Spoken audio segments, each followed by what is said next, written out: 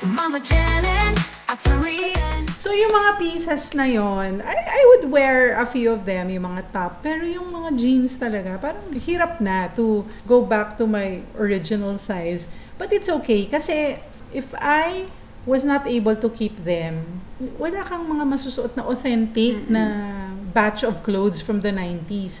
And marami rin ako nasayang. My goodness, meron pa akong isang batch ng jeans na mga talagang, hindi ako nagyayabang guys, pero kasi nung time ko naman ng kabataan ko, madami naman talaga akong pambili. So, itong mga branded jeans na nabuhusan ng tubig ng baterya ng kotse. Ay naupos siya na parang kandila. Ganun pala yun. So, may mga ganun tayong memories of our clothings from the past.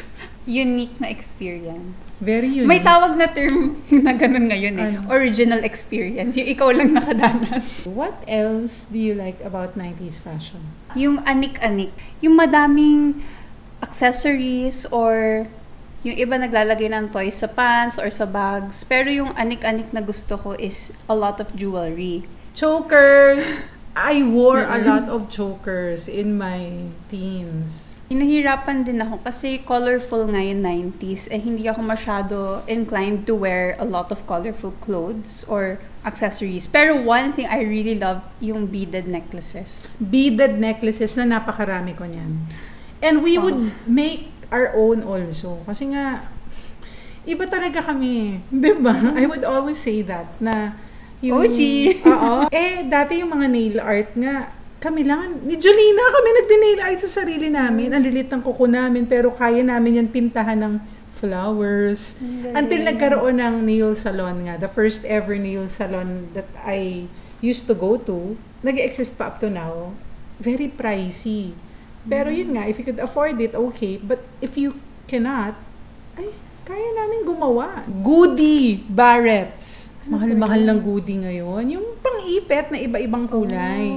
And then, braids, yan yung mga kasama sa 90s fashion. Eventually, parang gusto namin mag-mature agad. We tried to stick to may bangs, long hair, o kaya, nagpaiksi ako ng buhok, guys. And it created a stir. Parang yun yung pinag-umpisahan na, si John Marini, tomboy yan. Dahil short hair ako.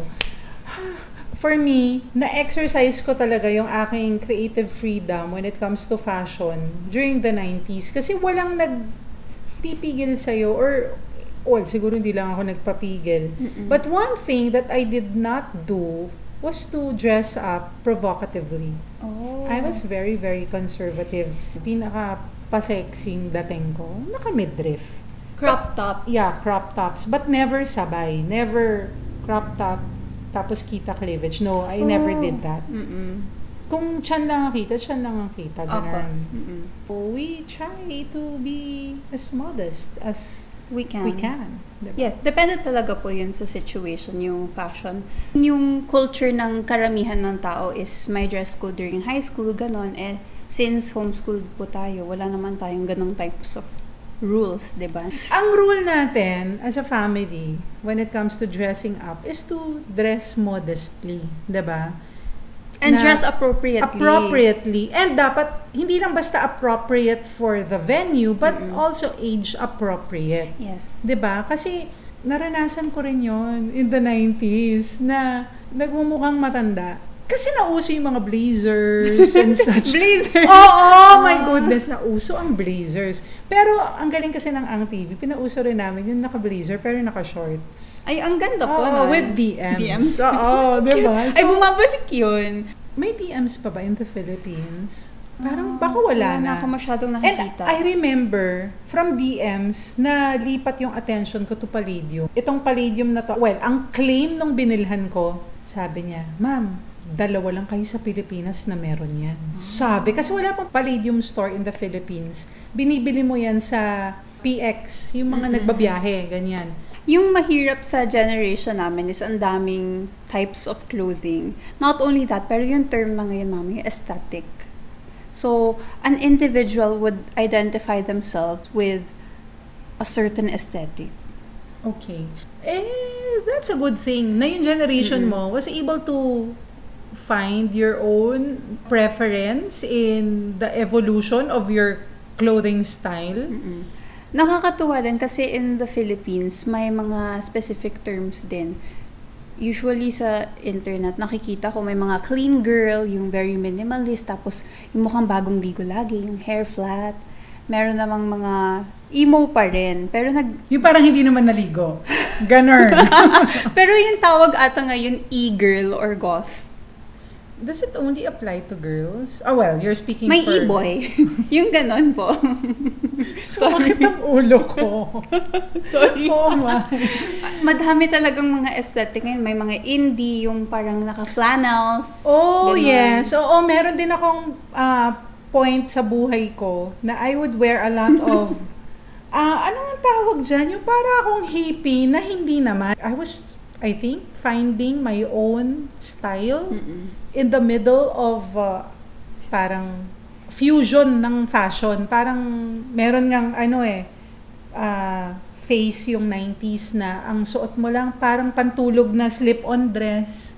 And you can wear it sa mga formal events because you would see Gwyneth Paltrow wear it or Kate Moss, Calvin Klein. Ganda ko na. Ramdam kong ganda ko. Ramdam ko lang. Picture ko naman diba? po. Ang ganda. And meron ding face na punong-puno naman ako ng kulay. And I would always wear red with something. Kasi pag sinabing colorful, red ang first option ko. Pero mama, in our closets right now, yun yung color na wala. Yung red. Yeah. Unfortunately, nag-iisa lang ang t-shirt kong pula. Alam ko kasi na yung red means feisty and fiery. So parang I don't like to wear that kind of mood. I want to be very basic, mysterious, and predictable. Oo, mysterious and predictable. Medyo siya, no? Two different ideas. Two different ideas. Pero when you wear very plain clothes, yun kasi yung na-exude mo eh. Oh, she's pretty basic. But then, mysterious in the sense na hindi mo mahuli yung style nito si John Marine. Pambahay style. Gusto ko yun. Diba? Ang ganda. So, yun. But, I really enjoyed my time in the 90s. I loved dressing up back then.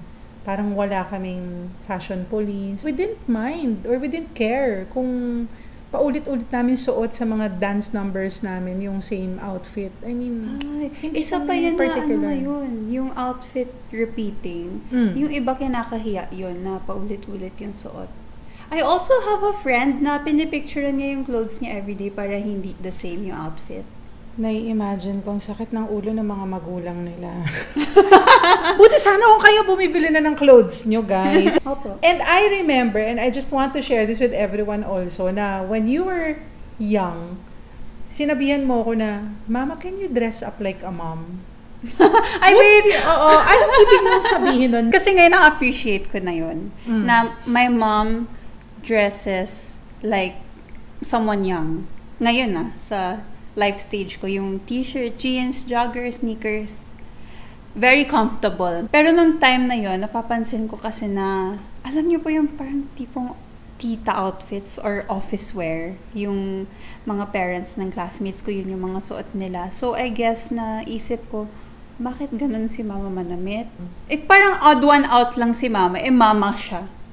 So, yun yung question ng young brain ko. Pero now, wala na akong questions. Gusto ko po yung ganyan. Kasi bagay naman sa inyo. May binabagayan din talaga yung fashion na ganyan, mama. Oo, kasi yung nanay ko, hindi ko rin ma-imagine si nanay na magsusuot ng ganito t-shirt. Hindi ko din ma-imagine. Kung ano yung kaya kong isuot in front of the camera, ay kaya ko rin isuot sa totoong buhay. Which was, I think, yun yung essence naman ng pananamit. Yung mapapanindigan mo behind the camera. Yes. If you are a public figure, 'di ba?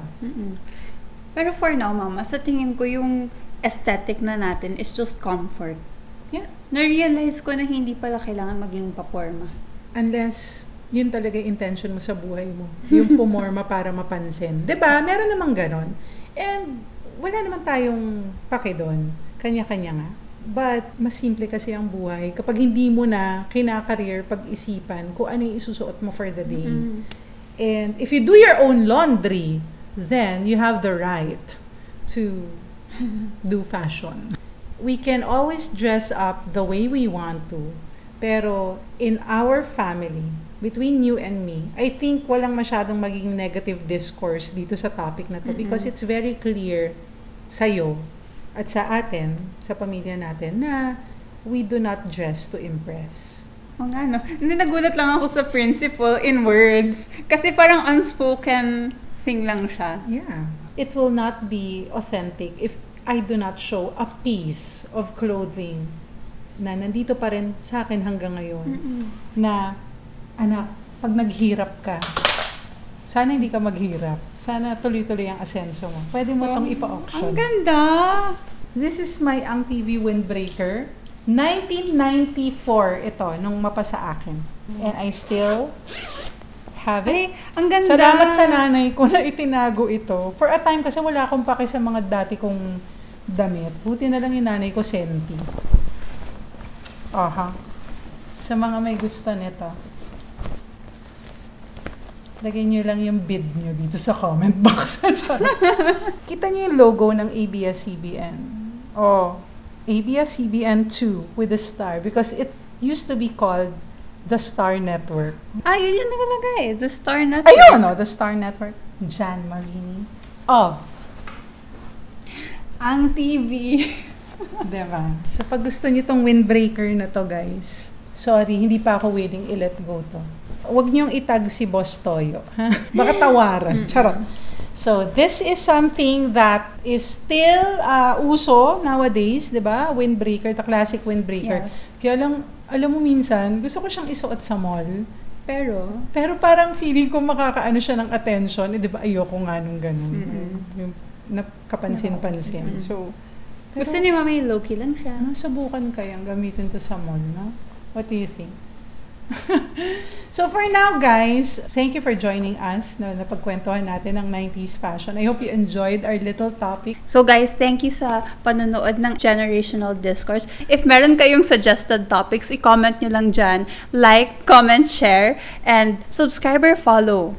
And we will look forward dun sa mga suggestions ninyo and we will try to come up with topics about them. Diba? Yes. Thank you guys. Again, this is Jan Marini. And this is Rian. And this is Generational Discourse. Generational discourse. Mama Jan and Ataria.